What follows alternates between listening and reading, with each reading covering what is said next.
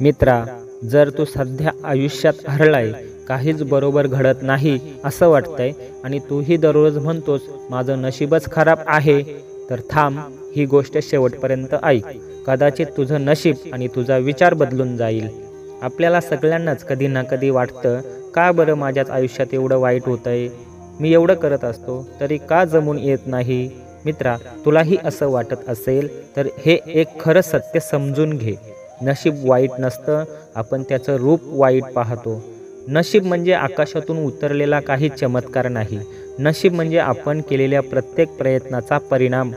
तू मेहनत केलीस, तू हार मानली नाहीस, तर नशीब कितीही हट्टी असो, एक दिवस त्यालाही वाकावं लागतंच. पण आपण काय करतो? थोडं अपयश आलं की म्हणतो माझं नशीबच खराब आहे. थोडं दुखलं की म्हणतो देव माझ्याकडे लक्षच देत नाही. अशा बोलण्यातून आपण स्वतःलाच कमजोर करत असतो. अरे, देवाने कोणाच्याच नशिबात दुःख दिलं नाही. त्याने फक्त एक गोष्ट दिली, स्वतःवर विश्वास ठेवण्याची ताकद. पण आपण ती वापरत नाही आणि दोष नशिबावर टाकतो. लक्षात ठेव, नशीब म्हणजे आरशासारखं असतं.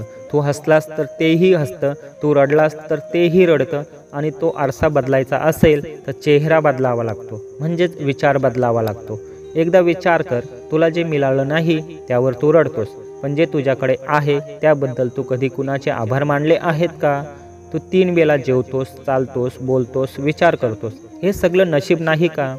एखाद्याला एक हात नाही, एक पाय नाही, तरी तो हसतो. आणि आपल्याकडे सगळं असूनही आपण नशिबाला दोष देतो.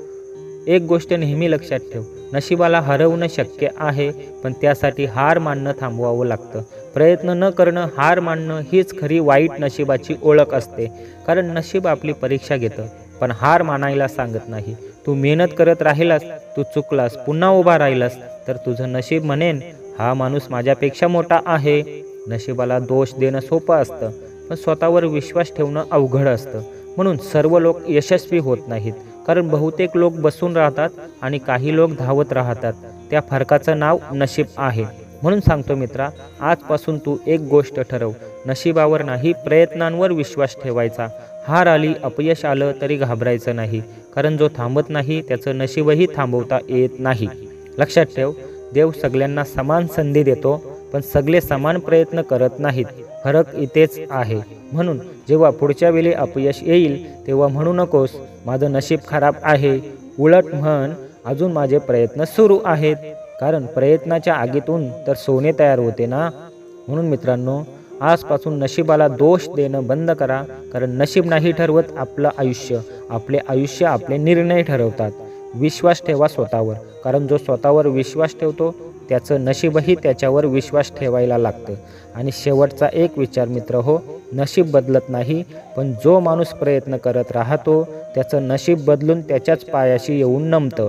नशिबाला दोष देऊ नका, फक्त स्वतःवर विश्वास ठेवा. नशीब आपोआप बदलेल. धन्यवाद.